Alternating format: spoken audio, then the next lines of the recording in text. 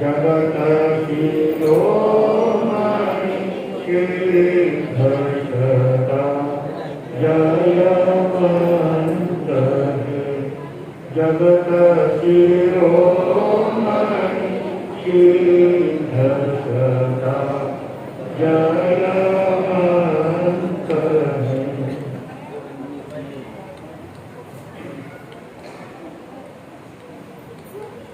अनंत ज्ञान दर्शन के धारक, जन जन के उद्धारक,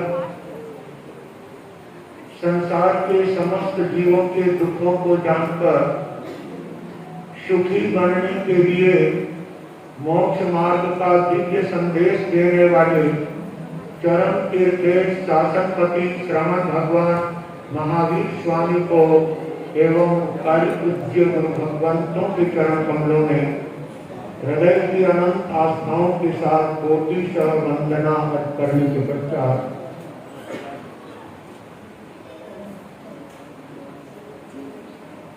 बच्चे और बालिकाएं मेरे सामने देख करके हाथ जोड़ करके बैठेंगे।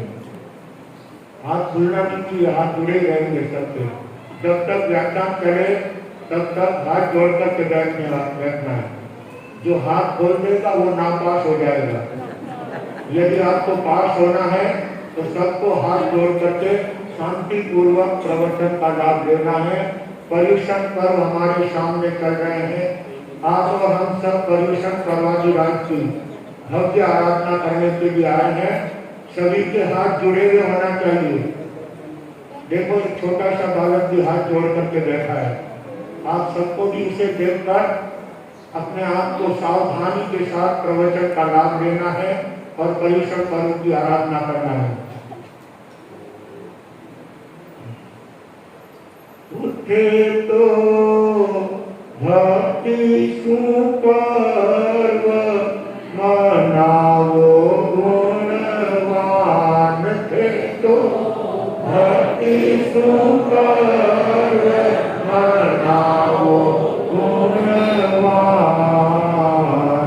अवसर आयो थारे हाथ में अवसर आयो थारे हाथ में पर्वराज पर्यूषण प्यारो जनमन मंगलकारी पर्वराज पर्यूषण प्यारो जनमन मंगलकारी होयो तो भवजल कार लगावे गुणवान यो तो भवजल कार लगावे गुणवान अवसर आयो हारे हाथ में अवसर आयो हारे हाथ में जन्म मरण रोग निकालो जन्म मरण उठे तो करनी करीने मुक्ति पाओ गुणवान थे तो करनी करीने मुक्ति पाओ गुणवान अवसर आयो हारे हाथ में अवसर आयो उठे तो भक्ति सुपर्व मनाओ गुणवान थे तो मनाओ गुणवान अवसर आयो हारे हाथ में अवसर आयो पुण्यवाणी नरतन पायो जीवन उच्च नाहो उठे तो करुणारा गंध छपाओ गुणवान थे तो करुणारा गंध छपाओ गुणवान आयो थारे धर्म ध्यान री करो कमाई धर्म ध्यान घर में ज्ञान री ज्योति जगाओ गुणवान घर में ज्ञान री ज्योति जगाओ आयो थारे हाथ में अवसर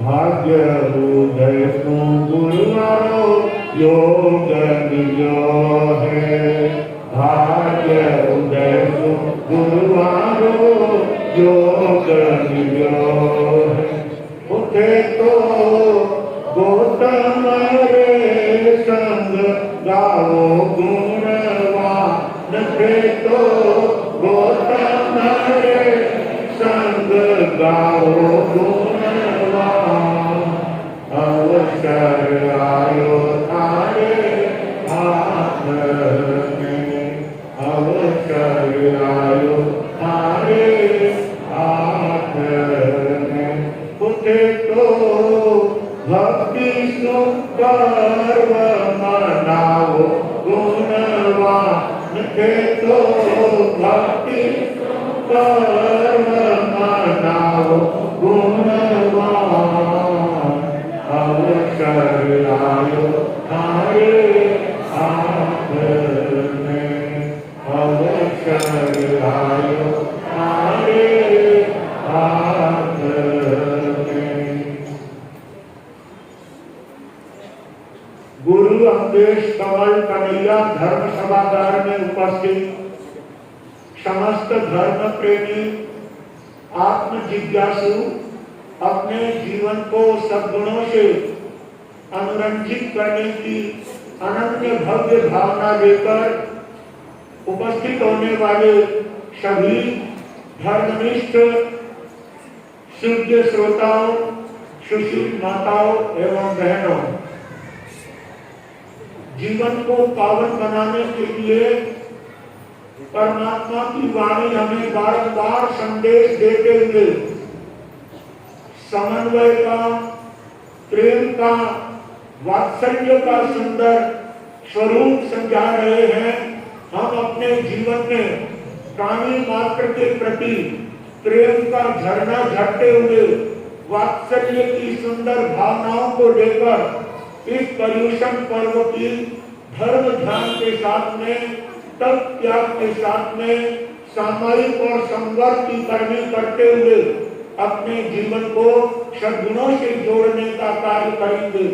सौभाग्यशालियों धर्म से वही अपने आप को जोड़ सकता है जो अपने परिवार के साथ प्रेम से रहता है, जो अपने समाज के साथ वात्सल्य भाव से रहता है, जो अपने मित्रों के साथ अपने मोहल्ले में रहने वाले तमाम लोगों के साथ अच्छा और सच्चा व्यवहार करने का कार्य करता है।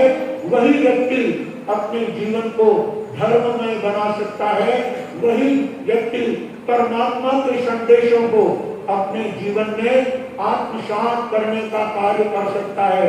अतः सौभाग्यशालियों जिस परिवार में हम रहते हैं उस परिवार के तमाम सदस्यों के साथ उस परिवार के सभी लोगों के साथ हमारा अच्छा व्यवहार होगा, हमारा अच्छा लगाव होगा, हमारे दिल में उनके प्रति सहानुभूति और प्रेम की भावना होगी तो हमारा परमात्मा की वाणी में और धर्म करने में भी प्रेम लग सकेगा। वात्सल्य के साथ हम धर्म की आराधना कर सकेंगे।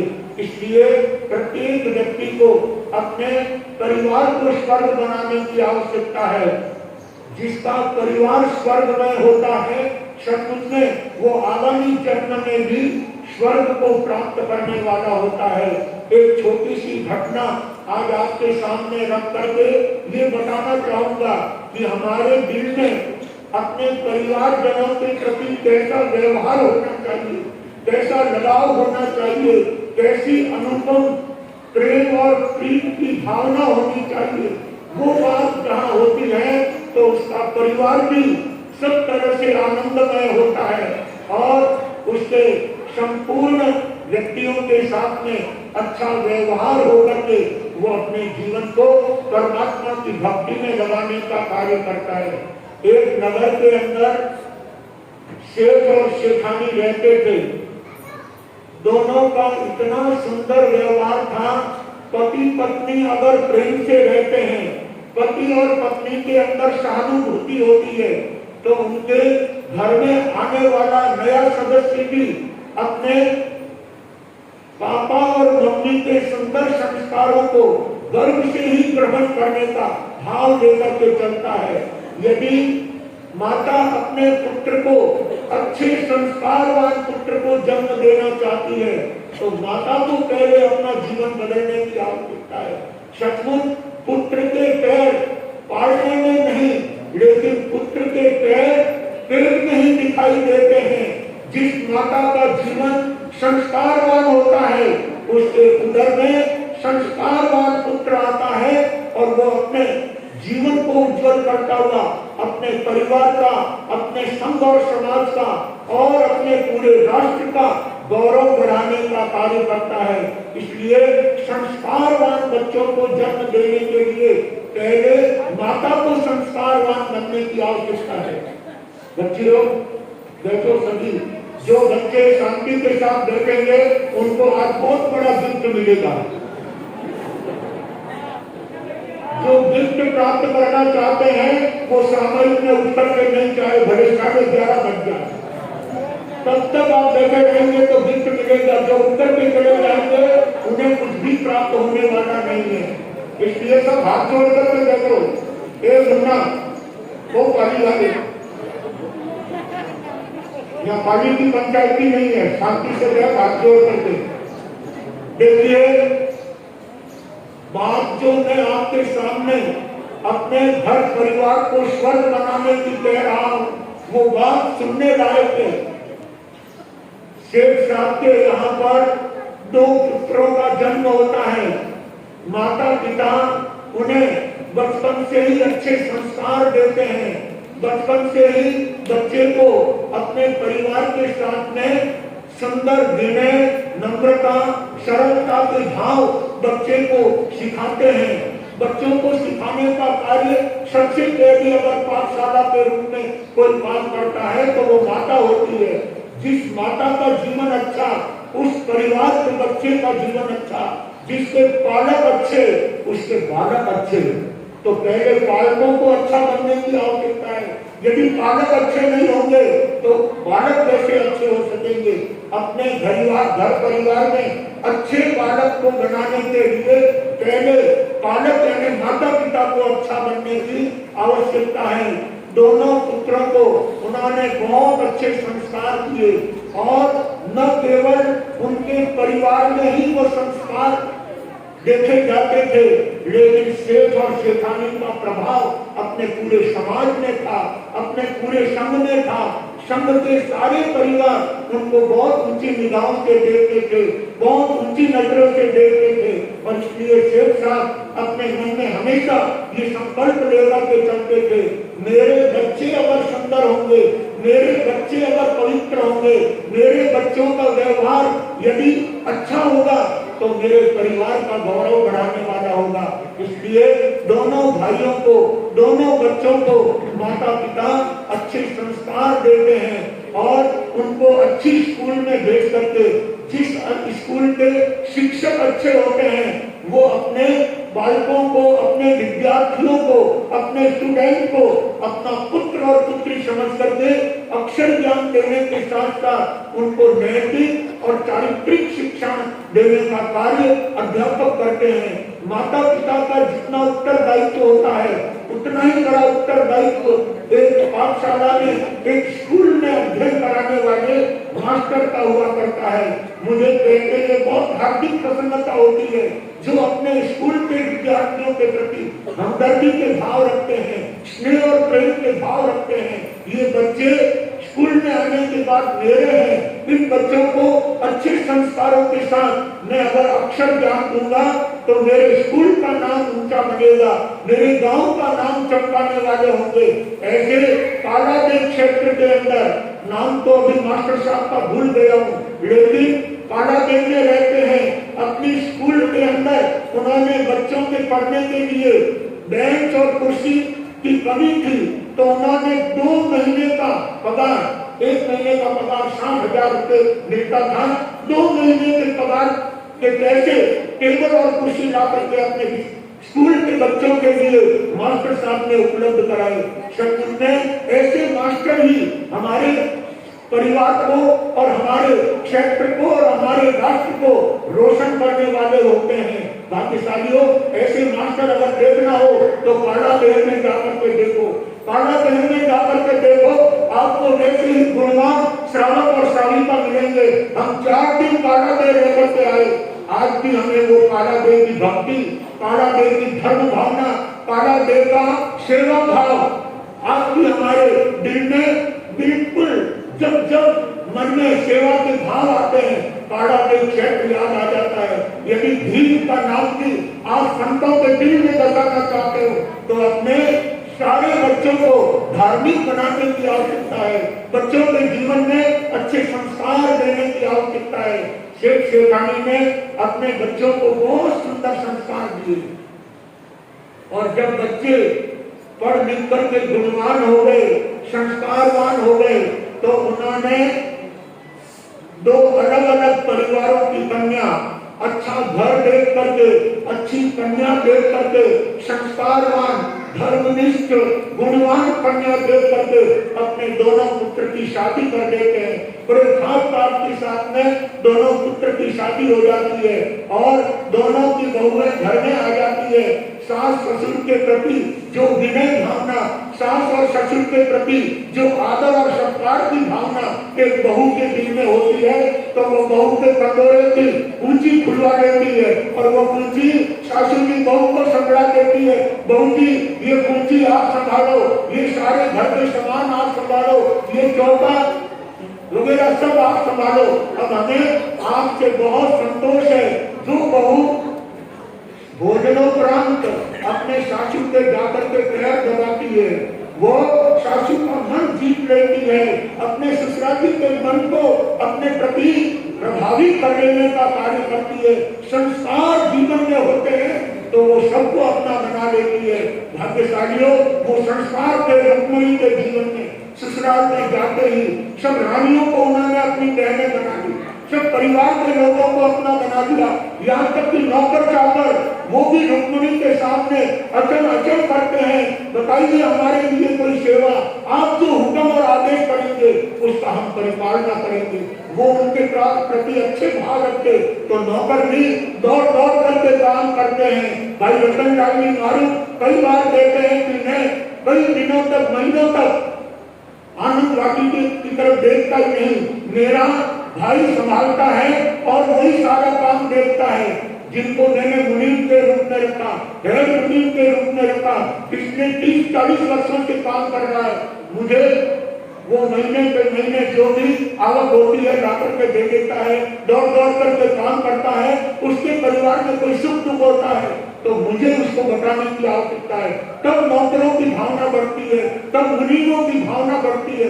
इसी तरह से बहुओं के दिल में तब भावना बनती है, सासू के प्रति उनके हृदय में लगाव होता है तो सासू भी अपने बहू को बेटी की तरह मान करके, और सचमुच में जिस परिवार के अंदर सासुएं अपनी बहू को बेटी मान करके चलती है और जो बहुएं अपनी सासुओं को सासू नहीं लेकिन अपना माँ मान करके चलती है, मम्मी मान करके चलती है, वो घर इस धरती के ऊपर स्वर्ग की तरह हुआ करता है। भाग्यशालियों, ये सारे संस्कार हमारे जीवन में होते हैं तो हम धर्म से जुड़ने का प्रयास कर सकते हैं, तब हम देव गुरु से जुड़ करके अपने जीवन का भव्यतम कल्याण करने वाले हो सकते हैं। इसलिए सबसे पहले अपने घर को सुधारने की आवश्यकता है, अपने घर को स्वर्ग बनाने की आवश्यकता है, अपने घर के अंदर सबके प्रति सहानुभूति और वात्सल्य के भाव रखने की आवश्यकता है। छोटों के दिल में बड़ों के प्रति आदर और विनय के भाव और बड़ों के दिल में छोटों के प्रति वात्सल्य और प्रेम का भाव होता है। वो घर इस धरती पर स्वर्ग के समान हुआ करता है। बात मैं आपके सामने उन शेख साहब की कर रहा हूँ, शायद भीमते रहने वाले होंगे, और उन्होंने अपने दोनों बच्चों को इतने अच्छे संस्कार दिए, पढ़ाया लिखाया, शादी ब्याह किया और अपने धंधे पर दिखा दिया। मेरे बच्चे बहुत होनहार हैं, मेरी सारी गतिविधियों को इन्होंने अच्छे से संभाल लिया है, तो अब मुझे अपने कार्यभार को हल्का करना चाहिए। जब बच्चे काम सीख जाए, दुकान पर बैठ करके दुकान के सारे वहीवट को अच्छी तरह से संभाल ले, फिर पिताजी को बार बार जो है दुकान में माथा नहीं खसोड़ना चाहिए। मेरे लड़के काम संभालते हैं, मुझे बहुत प्रसन्नता है और मेरे से भी ज्यादा अच्छा संभालते हैं। मैंने जो अपनी प्रतिष्ठा गांव में बनाई है, मार्केट में अपनी जो छवि बनाई है, उसको मेरे पुत्र सवाई कर रहे हैं। और सचमुच में बंधुओं, दोनों पुत्र रास्ते आते हैं, रास्ते जाते हैं, किसी की कोई हरी नहीं भरी नहीं, सबके काम आते हैं, सुख दुख में काम आते हैं। ऐसे राम और लक्ष्मण की जोड़ी की तरह दोनों भाइयों ने अपने पिताजी का गौरव समाज के अंदर सवाया बना दिया। इस तरह से अपने पुत्रों का व्यवहार देखकर शेख साहब बहुत प्रसन्न होते हैं। कथानक दे रहा हूँ और कथा सबको समझ में आती है। कहानी जब सुनने को मिलती है तो बच्चे भी उस कहानी को प्रेम से सुनते हैं और उसे अपने जीवन में हृदयंगम करते हैं। तो आइए, दोनों शेख साहब के पुत्र जिन्होंने शेख साहब की संपूर्ण विरासत को अच्छे से संभाल लिया, शेख साहब भी अपने पुत्रों का व्यवहार देख करके संतुष्ट हो जाते हैं, मन में प्रसन्न हो जाते हैं। और ये बात भीम के अंदर कई घरों में देखने को मिलती है। हमारे श्री वर्धमान स्थानवासी जैन श्रावक संघ भीम के अध्यक्ष भाई श्री भीमम चंद्र कोठारी, जिन्होंने इस संघ की धुरा को बड़े वात्सल्य से संभाला, सभी गुरु भगवंतों के प्रति भक्ति, प्रेम, सेवा के भाव, इसीलिए सारा संघ इनको चाहता था और चाहता है। और गुरुओं, जो गुरु आते हैं उनके प्रति ये अपना अहोभाव के साथ में उनकी संपूर्ण सेवा भक्ति करते हैं। तो संतों के दिल में भी ऐसे श्रावकों के प्रति जगह बन जाया करती है। गुरुदेव रूपचंद जी महाराज साहब का, गुरुदेव सौभाग्यमणि जी महाराज साहब के चातुर्मास को इन्होंने ऊंचाइयों तक उठाने में अपना बहुत अच्छा योगदान दिया है। तो इनके पुत्र महावीर जी, गौतम वे भी इनके पद चिन्हों पर चलते हुए धार्मिक आचरण करते हुए जिस शासन का गौरव बढ़ाते हुए अपने कोठारी परिवार का भी गौरव बढ़ाने का काम करते हैं। चाहे पिता अस्वस्थ हो, चाहे पिताजी की स्थिति अनुकूल न हो, लेकिन उनकी सेवा का ध्यान रखते हुए अपने समाज के अंदर पिताजी की तरह बराबर सहयोग करना, सपोर्ट करना, ये पुत्रों का काम होता है। अपने परिवार को यदि हम ऊंचा उठाना चाहते हैं तो बच्चों के अंदर अच्छे संस्कार देने की आवश्यकता है। दोनों भाइयों को, दोनों पुत्रों को देखकर शेख का मन बड़ा आनंदमय रहता है, बड़ा प्रसन्नता से रहता है। और जितना प्रेम परस्पर बच्चों में है, पुत्रों में है, वैसा ही प्रेम देरानी और जेठानी में है। ऐसा लगता है देरानी जेठानी को देख करके कि एक ही माता के उदर से जन्म लेकर सभी बहनें कैसे रहती है, वैसी जेठानी भी और देरानी जी का व्यवहार, जेठानी का काम देरानी कर देती है, देरानी का काम जेठानी कर देती है। ऐसे दौड़ दौड़ करके काम करने वाले लोगों के दिल में अपनी जगह बना दिया करते हैं। और मारवाड़ में एक कहावत है, काम प्यारो है, चांद प्यारो कोई नहीं। सचमुच में ये शरीर का चांद प्यारा नहीं होता है, काम प्यारा होता है। काम करने वाला जेठानी भी देरानी के दिल में जगह बना देती है और देरानी भी जेठानी के दिल में स्थान बना देती है। और जिस परिवार में ऐसा समन्वय और प्रेम होता है, उस घर के सदस्य देव गुरु से जुड़ करके अपनी आत्मा को अध्यात्म से भावित करने का कार्य करने वाले होते हैं। सौभाग्यशालियों, ऐसे संस्कार अपने पुत्रों को देने के लिए सबसे पहली जवाबदारी माता पिता की बनती है। माता पिता अगर जवाबदारी पूर्वक अपने पुत्रों का ध्यान रखते हैं, अपनी पुत्रियों का ध्यान रखते हैं, तो वो अपने परिवार के अंदर अच्छे बालक बालिकाओं का निर्माण करके अपने परिवार का ही नहीं, अपने समाज, संघ और गांव का और यहाँ तक कि कभी कभी राष्ट्र का नाम भी रोशन करने वाले होते हैं। आइए सौभाग्यशालियों, शेख साहब अपने पुत्रों को और पुत्र वधुओं के पारस्परिक प्रेम और स्नेह को देखकर, एक दूसरे के प्रति सद्भाव देखकर शेख का मन बड़ा प्रसन्न होता है। लेकिन शेख जी अंतिम स्थिति में थे और राष्ट्र समय में चल रहे थे। उस समय में शेख जी ने अपने पुत्रों को अपने पास बुला करके कहा कि तुम्हारा प्रेम, तुम्हारा स्नेह और तुम्हारा एक दूसरे के प्रति जो अद्भुत लगाव है, उसे देखकर मुझे बहुत प्रसन्नता है। लेकिन मैं आज तुमको अलग से शिक्षा देते हुए कहना चाहता हूँ। बड़े भाई को छोटे भाई के लिए कहा कि ये छोटा तेरा भाई नहीं, लेकिन तेरे बेटे के बराबर है, इसलिए मेरे 100 वर्ष पूरे हो जाने के बाद तुम इसको अपना पुत्र समझ कर दे और इसके साथ में सभी तरह का सहानुभूति पूर्वक व्यवहार करते थे। मेरे परिवार का गौरव बढ़ाने का कार्य करोगे। तब बड़े भाई ने अपने पिताजी को निवेदन किया कि पिताश्री जी, आप अपने मन में बहुत उत्तम भाव रखिए, आप परमात्मा से जुड़े रहिए, आप भगवत भक्ति में जुड़े रहिए। ये आपका अंतिम समय है, इसलिए मैं आपको विश्वास दिलाता हूँ कि सब कुछ देकर के भी इस शरीर में जब तक प्राण रहेंगे, मैं अपने छोटे भाई को पुत्र की तरह मान करके इसको अपने साथ में रखूंगा, कभी इसको अलग नहीं करूंगा। बड़े पुत्र की ये बात सुनकर शेख जी का हृदय बहुत प्रसन्न हो जाता है। फिर छोटे बेटे को बुलाकर शेख साहब कहते हैं कि देखो, मेरी अब अंतिम अवस्था है, मैं तुम्हें अंतिम शिक्षा के रूप में एक बात कहना चाहता हूँ। बोलो पिताजी, क्या भावना है आपके दिल में? जो भी आपकी मनोभावना हो फरमाइए। तब शेख साहब ने कहा कि मैं तुम्हारी भावनाओं को अच्छी तरह से समझता हूँ। जिस तरह से तुम बड़े भाई के साथ पेश आते हो, मेरे साथ पेश आते हो, वैसा ही तौर तरीका बड़े भाई के साथ आने का देखकर मुझे बहुत खुशी है। लेकिन मैं तुमसे ये विश्वास लेना चाहता हूँ कि मेरे 100 वर्ष पूरे होने के बाद तुम अपने बड़े भाई को मेरे स्थान पर मानोगे, पिता के तुल्य मानोगे, कभी उनके साथ अंदर का भाव नहीं बनाओगे। तब छोटे पुत्र ने कहा कि पिताजी, आप निश्चिंत रहिए, मेरे शरीर में प्राण रहते हुए मैं अवश्य आपकी इस आज्ञा को शिरोधार्य करूंगा और अपने बड़े भाई को पिता तुल्य मान करके वो जो आदेश करेंगे, वो जो आज्ञा करेंगे, उसी का मैं पालन करूंगा। अपने पुत्रों की तरफ से शेख साहब संतुष्ट हो जाते हैं।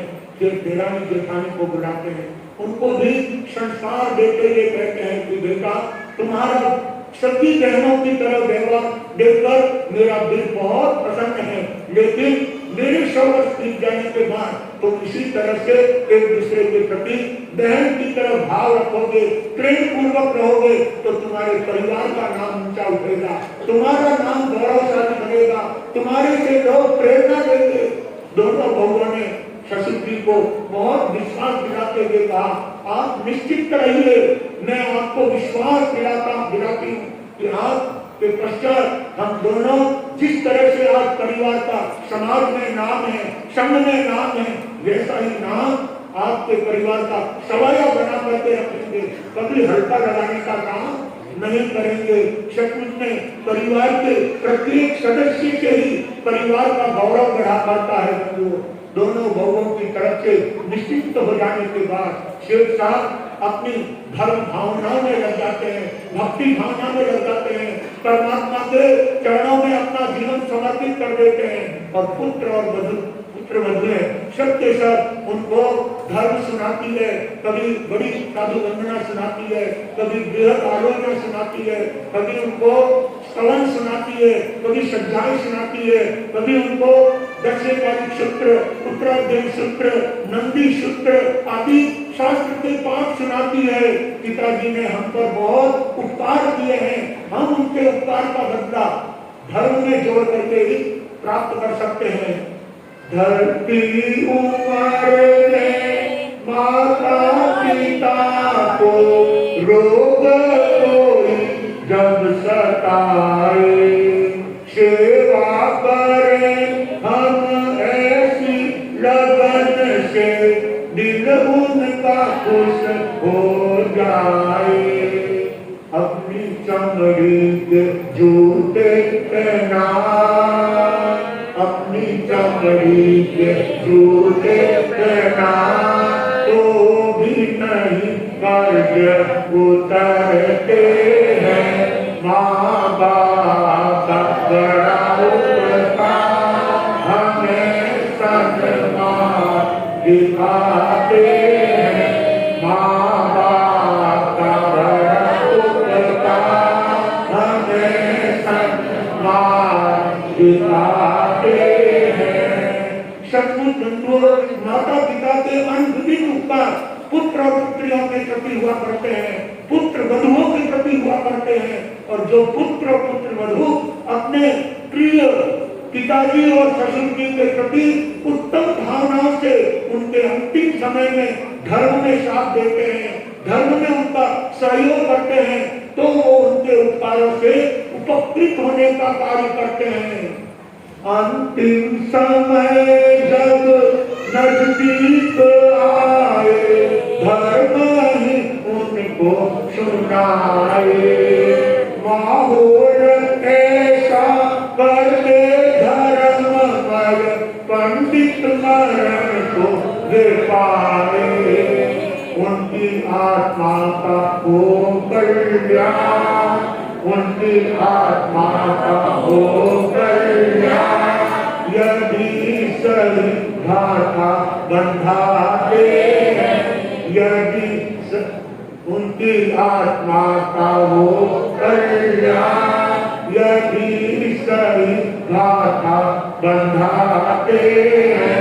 माँ बाप का बड़ा उपकार हमें सन्मान दिखाते हैं। माँ बाप का बड़ा उपकार हमें सन्मान दिखाते हैं। बंधुओं, दोनों पुत्रों ने अपने पिताजी के 100 वर्ष पूरे बीत जाने के बाद उनका हंसी खुशी के 12 दिन का कार्य भाव भक्ति से संपन्न करते हैं। पूरे समाज को विश्वास में लेते हुए उन्होंने अपने पिताजी का संपूर्ण कार्य किया।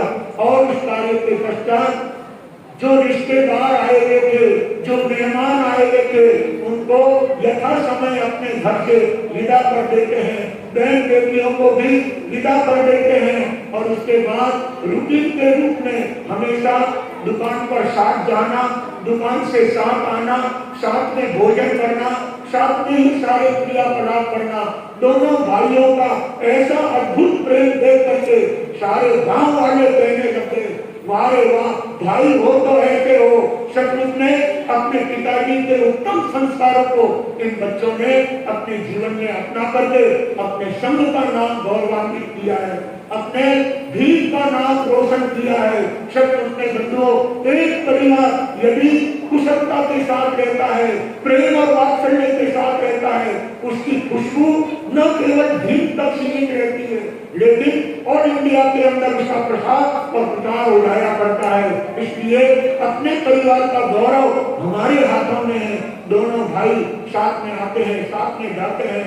शेख साहब के समय में जितना अच्छा धंधा चलता था, उसके सवाया दूना काम उन पुत्रों के व्यवहार से, उन पुत्रों के कार्यकलाप से, उन दोनों पुत्रों के अपने सुंदर व्यवहार के द्वारा उनके दुकान का काम, उनके मार्केट का काम जिधर देखो उधर प्रसन्नता से आगे बढ़ रहा था। इस तरह से शेख साहब के नाम को उन्होंने सवाया बना दिया। समय पर उनकी माता जी की दिवंगत हो जाती है और दोनों भाई अब स्वतंत्र रूप से स्वतंत्र हो जाते हैं जैसे, लेकिन स्वतंत्र होने के बाद भी वे वर्षों तक अपने साथ साथ रहते हैं, साथ साथ उठते बैठते हैं, साथ साथ में दुकान में जाते हैं, साथ साथ में एक ही थाली में बैठ करके भोजन करते हैं। इस प्रकार से उनके मार्केट का व्यवहार देख करके व्यापार से पहले व्यवहार, यदि व्यक्ति अपना व्यवहार अच्छा बनाता है तो उसका व्यापार भी चमकता है। लेकिन जिसका व्यवहार सुंदर नहीं, वो व्यापार में कुर्बानी के हिसाब से कितना ही आगे बढ़ जाए, लेकिन एक दिन बंधा घार हो जाने वाला होता है। इसलिए यदि अपने जीवन का बंधा घार नहीं करना चाहते हैं तो हमेशा व्यक्ति को अपना व्यवहार बना करके रखने की आवश्यकता है।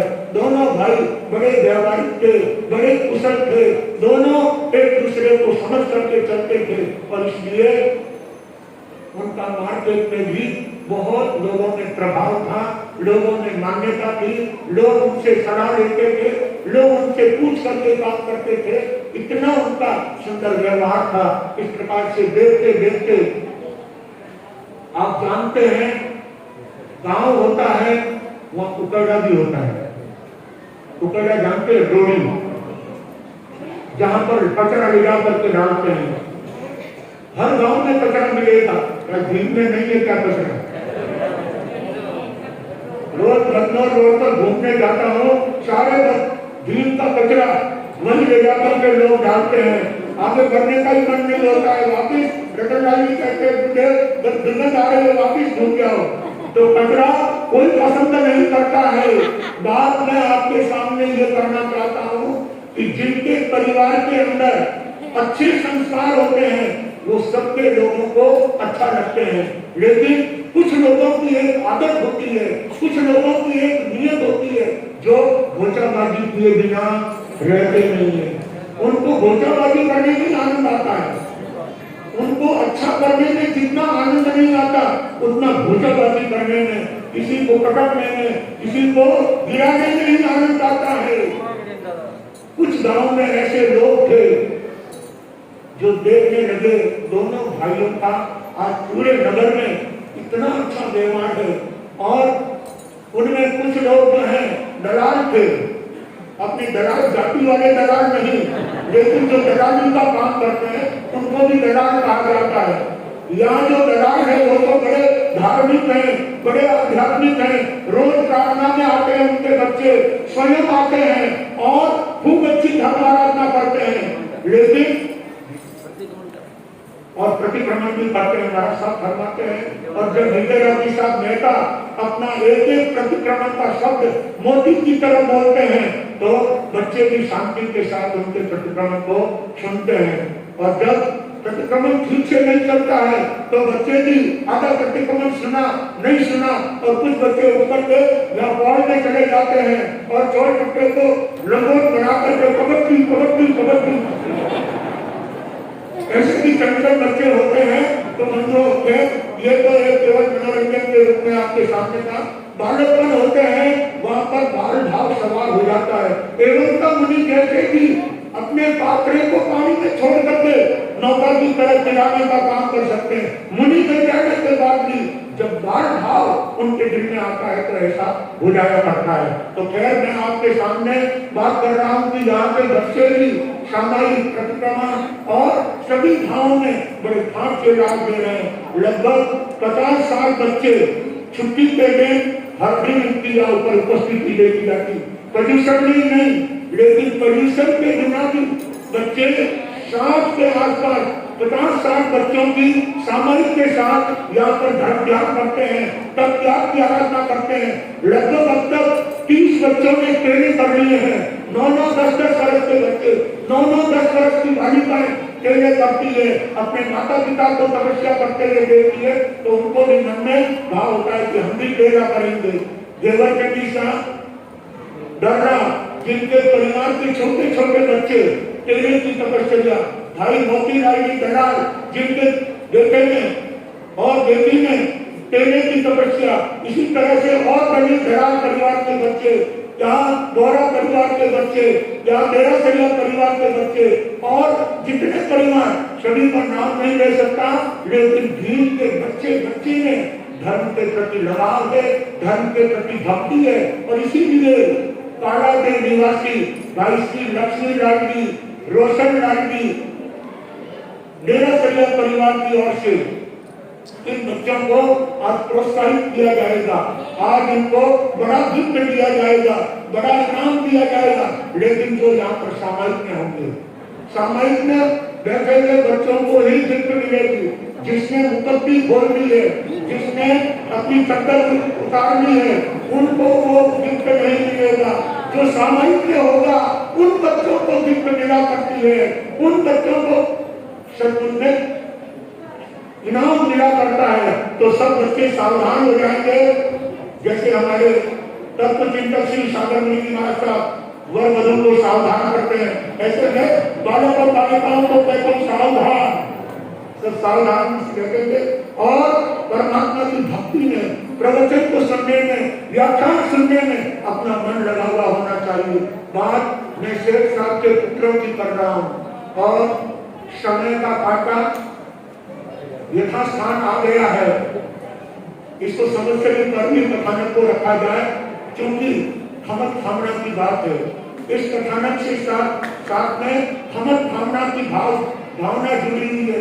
हमारा किसी के साथ भी अनबनाव हुआ हो, हमारा किसी के साथ भी लड़ाई झगड़ा हुआ हो, हमारा किसी के साथ भी मारपीट हुई हो, किसी को भी हमने मन दुखाया हो, दिल दुखाया हो, किसी को तड़पाया हो, किसी को हमने किसी भी तरह से परेशान किया हो, तो उन सबके साथ में भाईचारे का व्यवहार बना करके, मित्रता का भाव संजो करके, सबके साथ में मैत्री पूर्वक हमें उनके साथ क्षमा याचना करते हुए इस संवत्सरी पर्व का सुंदर लाभ लेना है।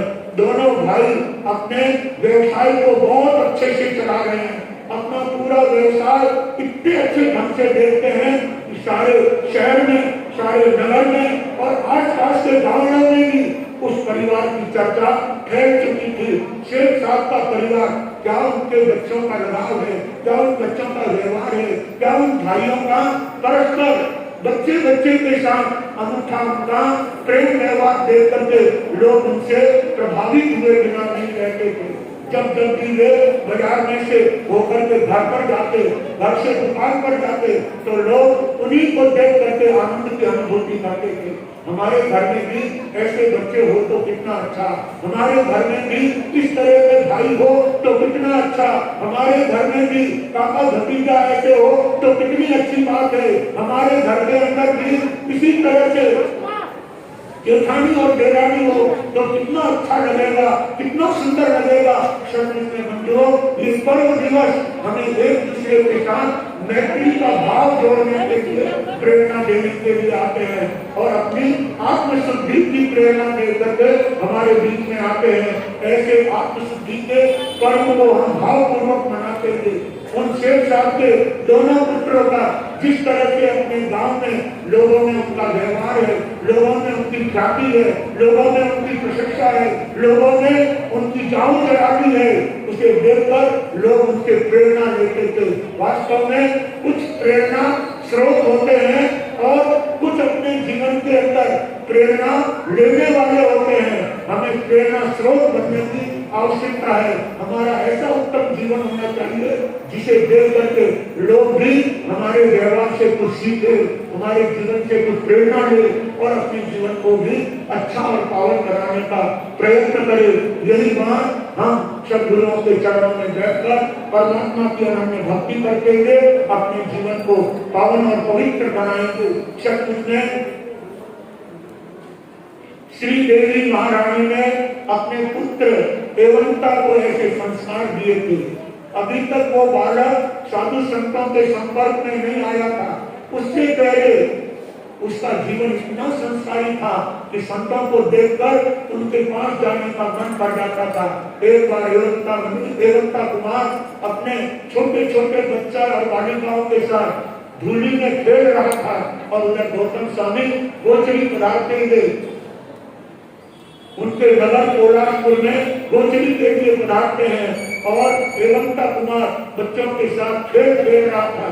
गौतम स्वामी को आते हुए देखकर वो अपना खेल छोड़ देता है और गौतम स्वामी के समीप आकर उनके पास आकर पूछता है आप कौन हैं, कहाँ पधार रहे हैं। उन्होंने अपनी सारी जानकारी दी और बताया कि हम संत हैं, हम गोचरी के लिए जा रहे हैं। तब रेवंता ने कहा कि आप गोचरी के लिए जा रहे हो तो मेरे घर पर पधारो, मैं आपको वहां पर बहुत अच्छी अच्छी सामग्री अपनी मंडी से दिलाऊंगी। और ऐसा कहता हुआ वो रेवंता गौतम स्वामी की अंगुली पकड़ करके उसे अपने घर ले जाता है।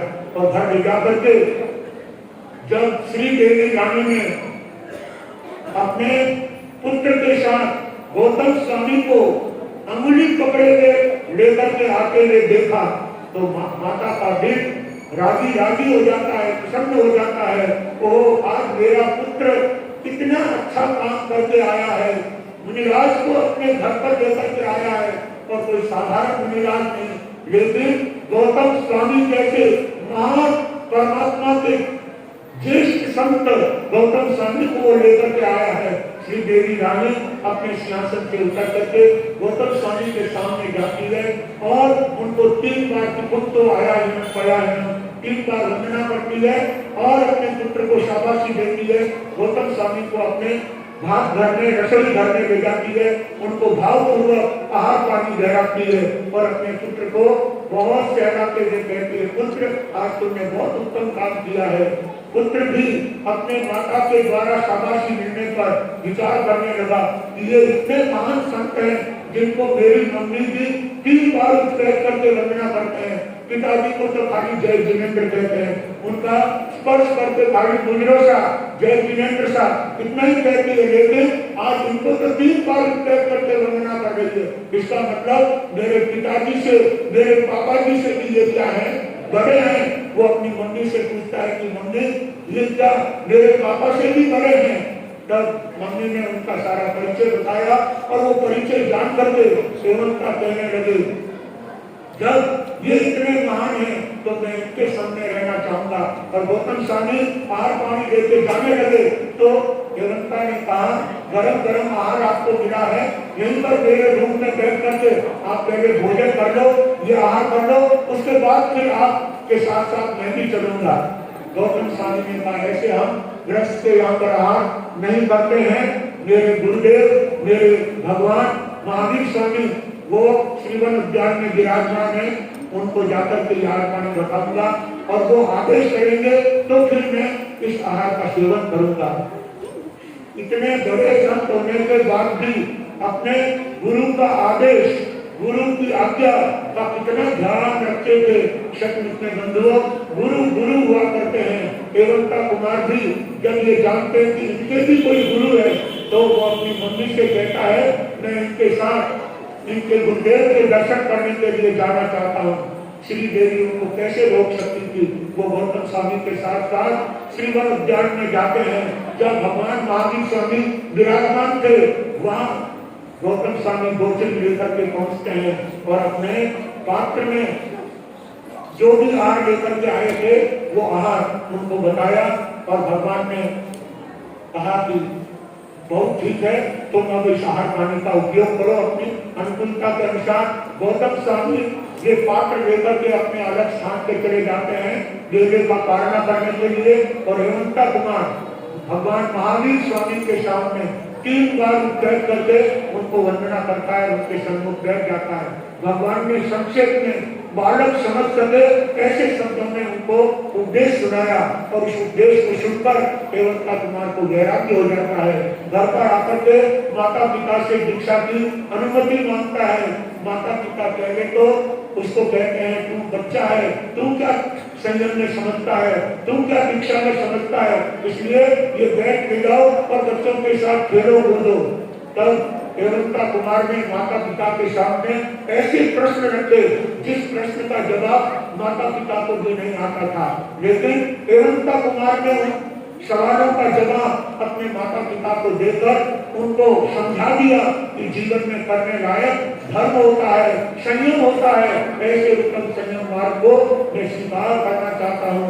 माता पिता ने उनको दीक्षा की अनुमति देते हैं और भगवान महावीर के चरणों में रेवंता कुमार दीक्षित होकर के अपनी संयम साधना करते हुए एक बार वे सभी संतों के साथ में बाहर भूमिका के लिए, ठंडी के लिए बाहर जा रहे थे और उस समय वर्षा बरसी हुई थी। अभी वर्षा बंद हो गई थी, लेकिन जगह जगह पर पानी का बहाव चल रहा था।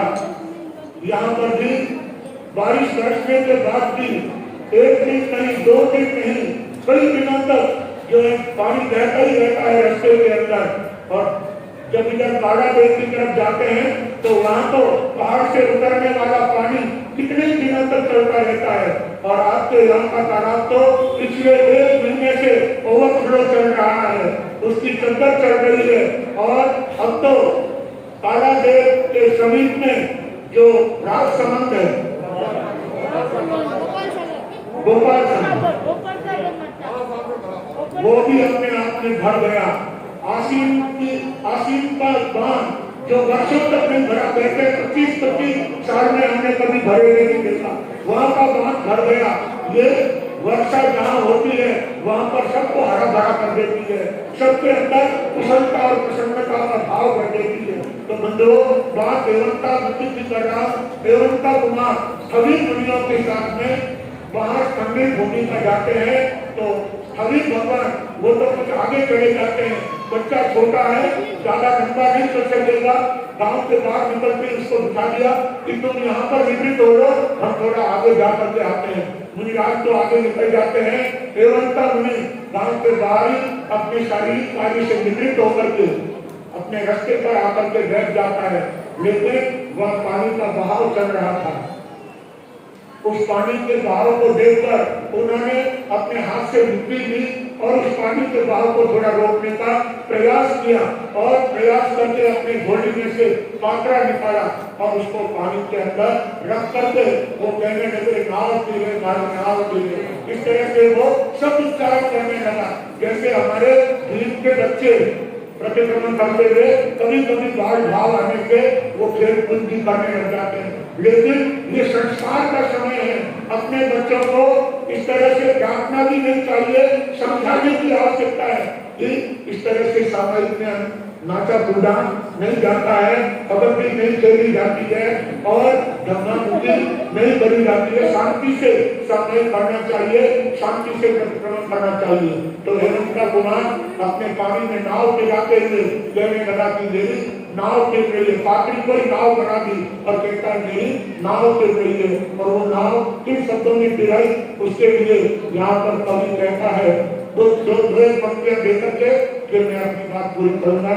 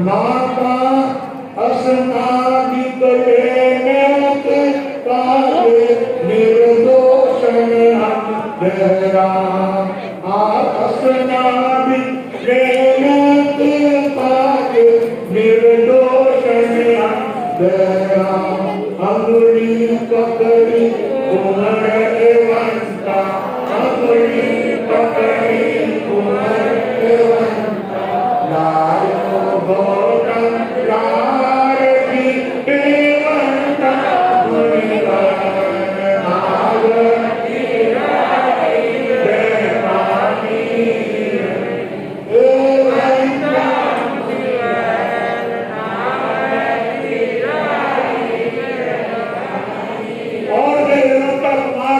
स्वामी के साथ में उनके पीछे पीछे भगवान महावीर स्वामी की सेवा में जाते हैं। लारे लारे चाल कुंवर की देगा मोटा भार लारे लारे चाल कुंवर की देगा मोटा भार भगवंता की वाणी सुनने भगवंता उपन मन बेरा देवी एवंता मुनिवर नागती देवानी एवंता मुनिवर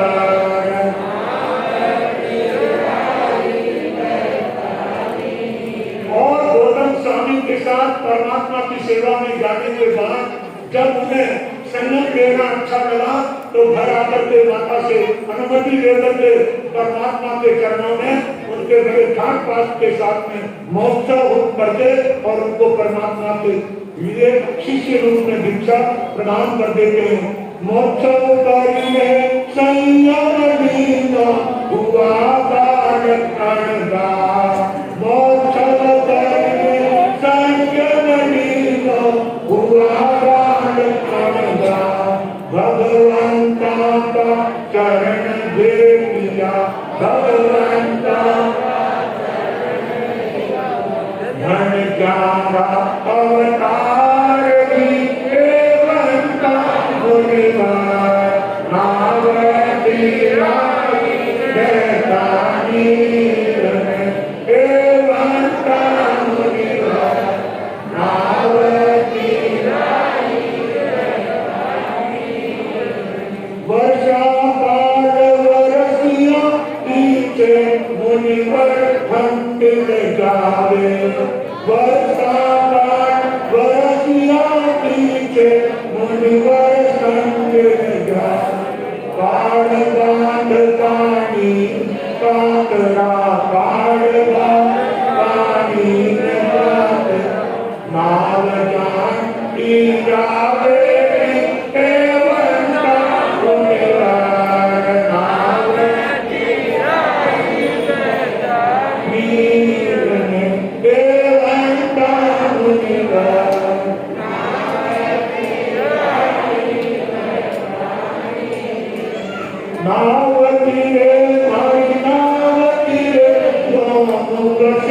शब्द उच्चारे नावती रे हरि नावती रे जो मुख से शब्द उच्चारे साधा के मन शंका उपनी साधा के मन शंका उपनी क्रिया रागे हारे एवंता मुनिवर नावती रानी देवतानी एवंता मुनिवर नावती रानी देवतानी।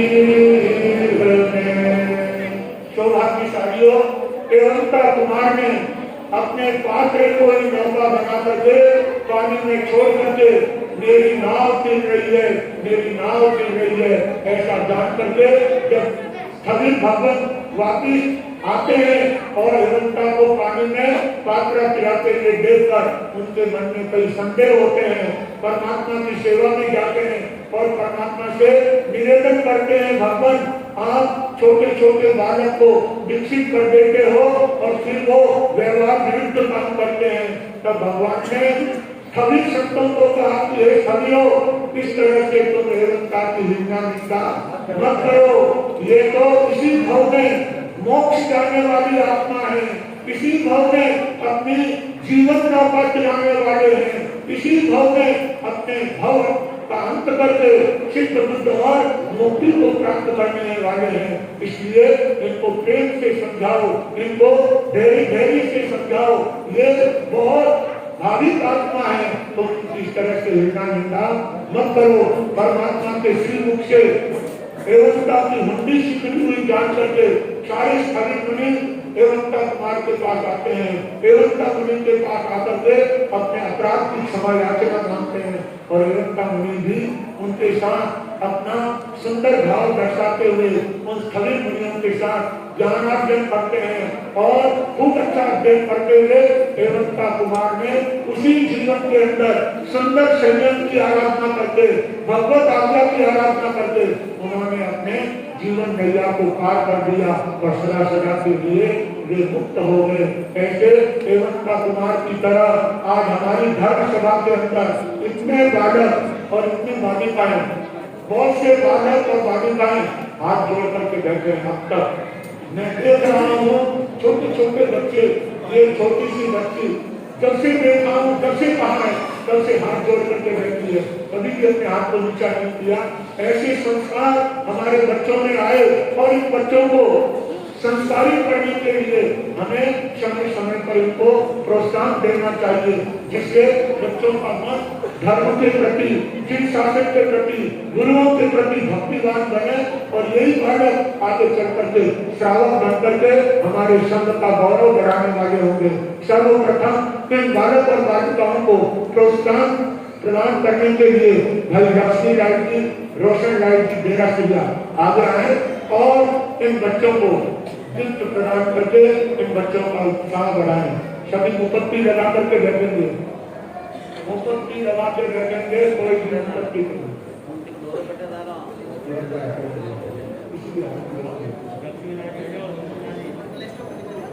सभी बच्चे शांति से